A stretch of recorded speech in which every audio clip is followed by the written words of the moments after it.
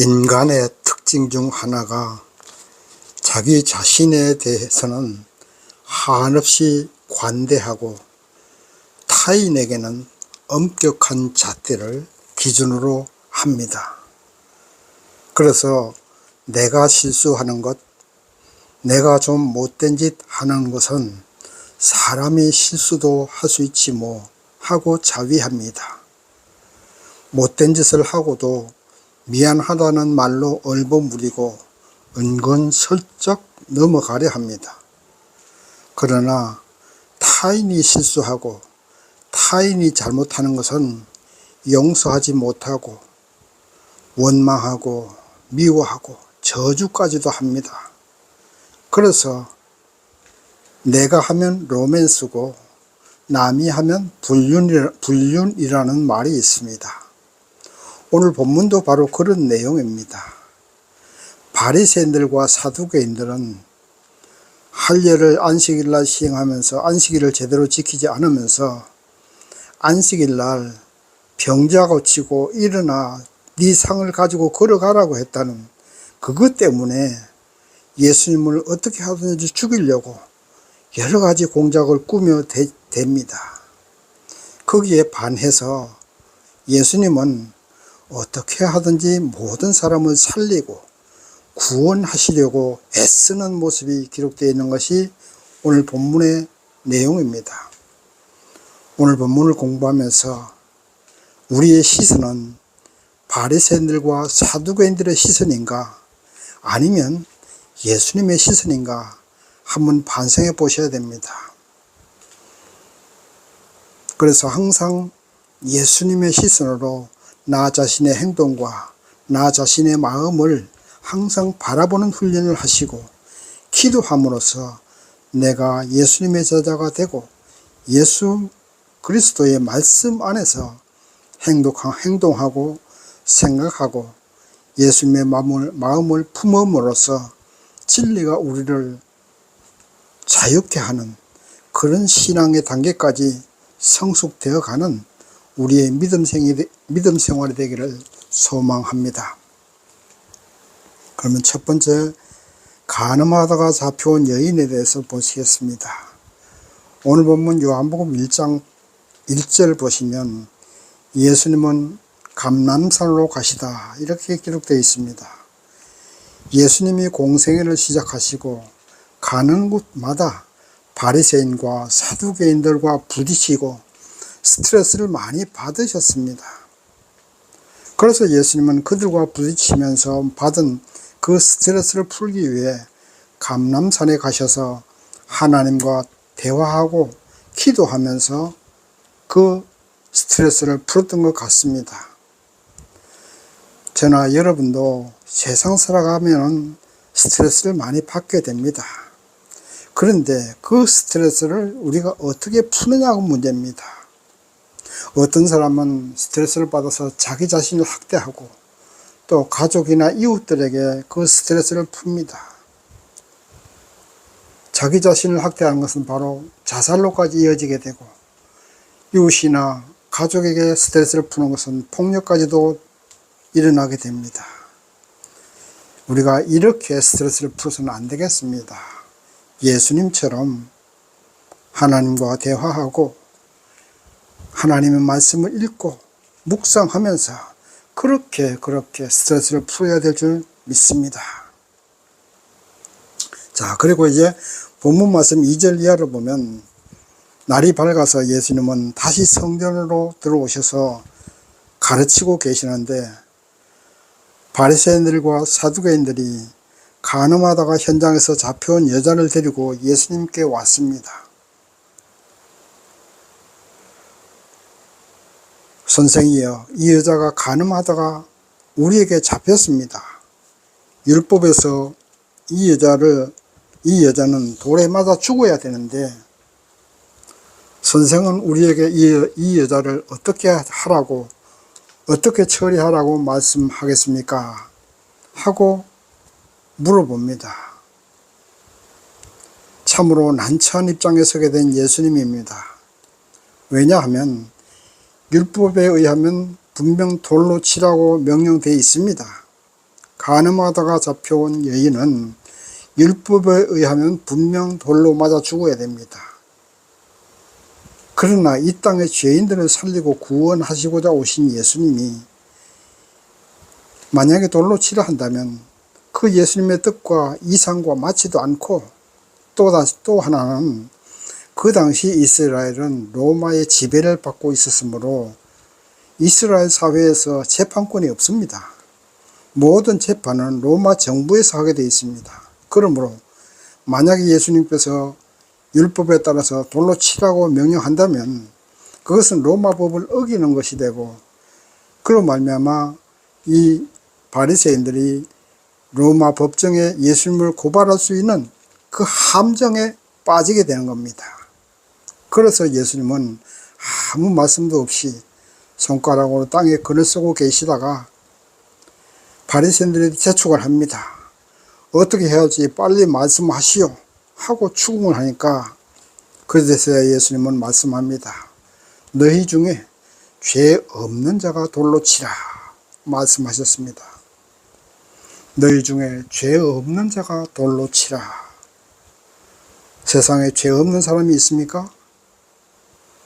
죄 없는 사람은 이 땅에 아무도 없습니다.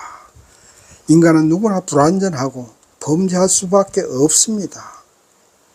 이 여인만 범죄한 것이 아닙니다. 저도 범죄하였고 이 말씀을 듣고 있는 여러분도 범죄했습니다. 바리새인도 범죄했고 사두개인도 범죄했습니다. 왜 바리새인과 사두개인들은 자신들에게는 관대하고 타인에게는 이렇게 인색하고 엄격합니까? 저나 여러분도 마찬가지입니다. 왜 내가 한 것은 괜찮고 남이 하는 것은 안 됩니까? 먼저 나 자신에게 시선을 돌려야 됩니다. 나를 사랑하고 나를 용서하고 내가 하는 것을 너그럽게 바라보는 것처럼 타인도 그렇게 용서하고 사랑으로 바라보십시오. 용서해 주십시오. 우리는 다 똑같은 죄인이고 또 죽어야 할 죄인들입니다. 그러므로 시선을 타인에게 돌리지 마시고 내 내면으로 돌리십시오. 내 마음속으로 나의 시선을 돌려야 됩니다. 나를 바라보십시오. 다른 사람이 못된 짓하고 범죄하면 나를 바라보십시오. 그리고 그 못된 짓하고 범죄하는 그것이 바로 나의 행동이라는 사실을 깊이 뉘우치고 회개하십시오. 나도 저런 죄인입니다. 하나님, 나도 저렇습니다. 다시는 저런 죄를 범하지 않게 하옵소서 하고 기도해야 됩니다. 본문 말씀 11절 보시면 예수께서 이제 그 여자를 보고 말씀하십니다. 아무도 없느냐? 너를 정죄하는 사람이 아무도 없느냐? 나도 너를 정죄하지 아니하노니 가서 다시는 죄를 범치 말라 하시나니. 아멘. 다시는 죄를 범치 말라. 예수께서 말씀하셨습니다. 오늘 이 시간 예수님께서 저와 여러분에게도 말씀하십니다. 나도 너를 정죄하지 아니하노니 다시는 죄를 범치 말라 말씀하십니다. 그 말씀 받아들이시기를 바랍니다. 우리도 이웃을 용서하십시다. 예수님께서도 정죄하지 않으셨는데 우리가 왜 이웃을 정죄하고 용서하지 못합니까? 나를 바라보는 그 시선으로 반성하십시오. 남을 심판하려 하기보다는 나를 반성하는 계기로 삼으시기 바랍니다. 나 자신에게 엄격하고 타인에게는 너그러운 사람이 되십시오. 예수님은 빛입니다. 빛은 어두움이 아니고 빛이 오면 어둠은 도망가게 됩니다. 예수를 진정으로 믿는다면 미움과 원망, 시기, 질투 다 물러갑니다. 사랑과 용서로 모든 사람을 살리는 빛이 되는 것입니다. 그런 빛이 되십시오. 사랑이 되십시오. 용서하고 받아들이는 사람이 되십시오. 남에게는 관대하고 사랑으로 심판하십시오. 우리에게는 심판의 권한이 없습니다. 하나님만이 심판하시고 예수님만이 심판하십니다. 우리는 생명의 빛, 사랑의 빛, 용서의 빛, 희망의 빛이 되셔야 됩니다. 두 번째, 예수님의 자기 증거를 한번 보시겠습니다. 예수님이 자기 자신에 대해서 증거하는 내용이 뭐냐 하면 오늘 본문 말씀 12절 보시겠습니다. 예수께서 또 일러 가라사대 나는 세상의 빛이 나를 따르는 자는 어두움에 다니지 아니하고 생명의 빛을 얻으리라. 아멘. 예수님은 자기 자신을 빛이라고 스스로 증거합니다. 예수를 따르는 사람은 어둠에 다니지 않습니다. 죽음의 어두움, 죄악의 어두움에 다니지 않습니다. 예수님은 살리는 생명의 빛이고 용서와 사랑으로 생명을 주는 빛입니다. 예수께서 이렇게 스스로에 대해서 증거하시자 바리새인들은 세상에 자기 스스로에 대해서 빛이라고 증거하고 자기 잘났다고 하는 사람은 없다, 그 증인도 없지 않느냐 하고 그 예수님의 자기 증거에 대해서 부인합니다. 자기 잘났다고 해도 누가 알아주지도 않고 증거나 증인이 없는데 그것이 무슨 소용이 있겠느냐고 바리새인들은 예수님의 자기 증거를 부정합니다. 여기에 대해서 예수님은 바리새인들의 주장에 대해서 반박합니다. 당신들 바리새인들은 그리고 사두개인들은 죄악으로 오염된 육체의 생각으로 판단하기 때문에 그 판단 자체가 잘못 판단할 수밖에 없다. 죄악으로 물든 마음이기 때문에 그 죄악으로 물든 마음으로 판단한 그것은 잘못될 수밖에 없다. 나 예수는 스스로 주장하는 것이 아니다. 나와 함께 하시는 하나님이 말씀하시고 하나님이 증거하시지 않느냐, 이렇게 예수님은 말씀하고 계십니다. 실제로 하나님은 변화산상에서 이는 내 사랑하는 아들이요 내 기뻐하는 자니 너희는 저의 말을 들으라. 하나님께서 직접 예수를 두고서 이렇게 말씀하셨던 것입니다. 예수님은 자기 스스로를 증거하는 것 같지만 하나님이 그 예수를 증거하는 것입니다. 그래서 예수의 말씀은 진리입니다. 거짓이 없습니다. 참입니다. 예수의 말씀은 생명입니다. 예수님은 하나님의 아들이고 하나님 자체이십니다. 우리 인간은 아담과 하와의 타락한 피를 받고서 태어났으므로 예수를 이해할 수 없고 믿기도 힘듭니다. 바리새인들이 예수를 향해서 자기 스스로를 증거하는 것은 설득력이 없다고 말하는 것처럼 오늘날 많은 사람이 예수를 하나님의 아들로 어떻게 인정하느냐고 반박합니다. 하나님이 계시다는 증거가 어디 있냐고 따집니다. 달나라까지 갔다 오고 별나라까지 갔다 오는 이 시대에 하나님이 어디 계시느냐고 과학으로 하나님의 존재를 부정하려 합니다. 예수님의 신성을 부정하고 그냥 훌륭한 한 사람의 선각자나 선지자 중에 한 사람이라고 주장합니다. 그래서 그들은 그렇게 불신하다가 심판받고 사망으로 걸어갈 수밖에 없습니다. 우리는 우리 자신의 생각을 부정해야 됩니다. 우리의 짧은 생각은 타락한 본성으로 인해서 잘못 생각하고 올바른 판단을 할 수 있는 능력을 상실했습니다. 그래서 남은 잘 판단하면서 자신에게는 잘 판단하지 못하는 것입니다. 우리는 스스로 타인을 심판하고 정죄합니다. 이러한 현상은 교회 안에도 존재하고 성도에게도 존재합니다. 과거 종교의 이름으로 얼마나 많은 전쟁을 했습니까? 십자가 전쟁, 십자군 전쟁 같은 거죠. 예수의 이름으로 얼마나 많은 사람이 생명을 잃었습니까? 우리의 본성이 타락했기 때문입니다. 그래서 예수님은 말씀하고 계시는 것입니다. 나는 세상의 빛이라고 하십니다. 빛은 부패하고 타락하는 것을 방지합니다. 죄는 언제나 어두움을 좋아하고 타인을 죽이고 심판하는 것을 좋아합니다. 타인이 망하는 것을 좋아합니다.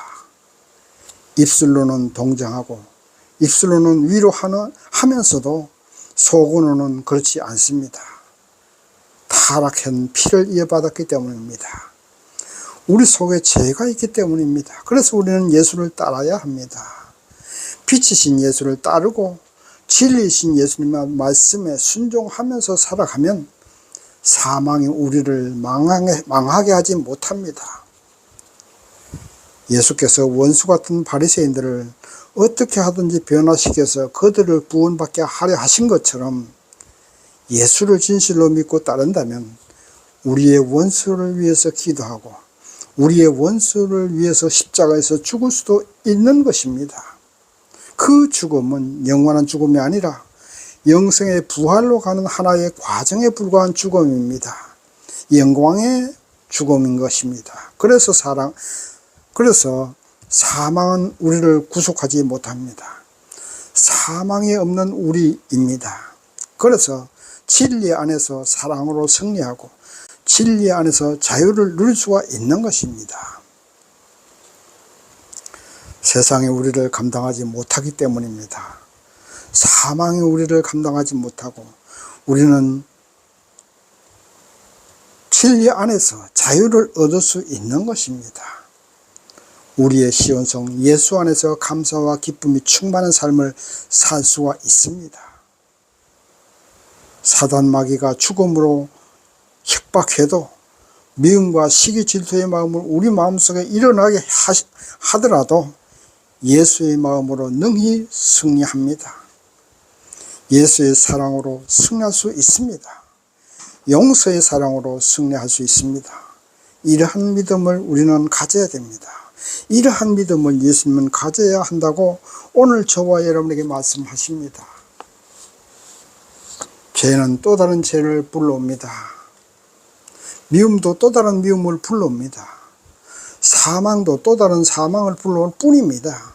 결국 최후의 승리는 사랑입니다. 용서입니다. 십자가의 죽음으로 예수는 승리했습니다. 죽었으나 부활했습니다.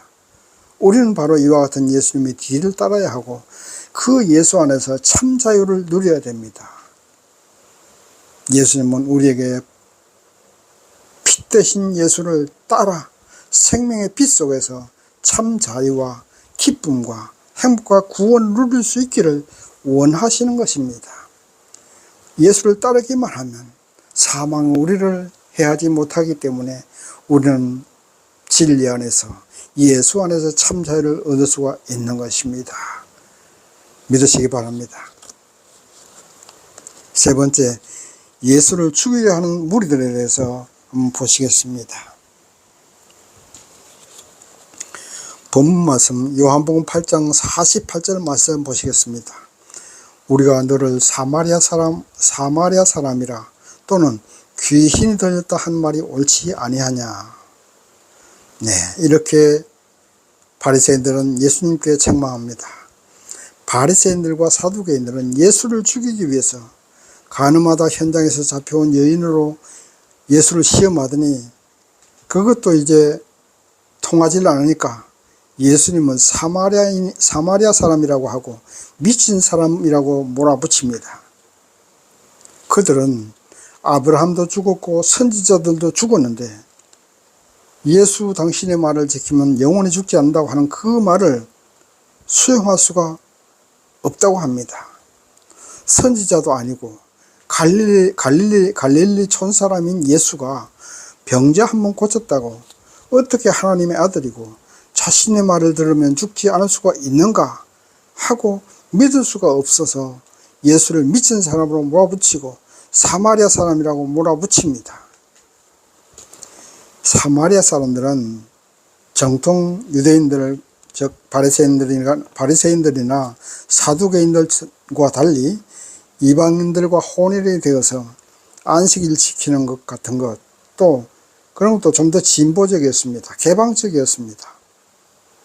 그래서 예수를 사마리아 사람이라고 몰아붙인 것입니다. 또 귀신 들다고 몰아붙였습니다. 왜냐하면 예수를 죽일 만한 죄를 찾지 못했기 때문에 그렇게 귀신 들렸다고 몰아붙이는 겁니다. 과거 우리나라 기독교가 처음 들어왔을 때에 예수 믿으라고 전도하면 예수 믿으면 집안 망한다고 하고 예수를 서양 귀신이라고 했습니다. 사단은 언제나 예수를 부정합니다. 불의한 세력은 정의로운 사람을 함정에 빠뜨리려고 하는 것이 세상 이치입니다. 왜냐하면 사단은 어두움의 세력이고 예수님은 빛의 세력입니다. 또 생명의 세력이기 때문입니다. 불의한 세력은 정의로운 사람을 당해낼 수가 없기 때문에 미쳤다고 몰아붙입니다. 귀신들다고 합니다. 결국은 불신앙이 문제입니다. 예수를 믿지 않으려면 가만히나 두어야 되는데 죽이려 하고 모함하는 것이 불의한 세력이고 사단입니다. 하나님의 아들은 예수를 믿어야 됩니다. 아브라함이나 선지자들도 하나님의 종들이기 때문에 하나님의 유업과 하나님의 권한을 유산으로 물려받을 수 없습니다. 그러나 예수님은 하나님의 아들이기 때문에 하나님의 모든 권위와 하나님의 능력을 그대로 행사할 수가 있습니다. 믿으시기 바랍니다. 하나님께서 죄인들을 살릴 수 있는 것처럼 예수님도 죄인들을 살릴 수가 있습니다. 그러므로 죄에서 자유를 얻는 것은 예수를 따르고 예수를 믿는 길밖에 없습니다.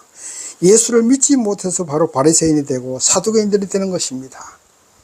예수를 믿지 못해서 죽음으로 걸어가는 겁니다.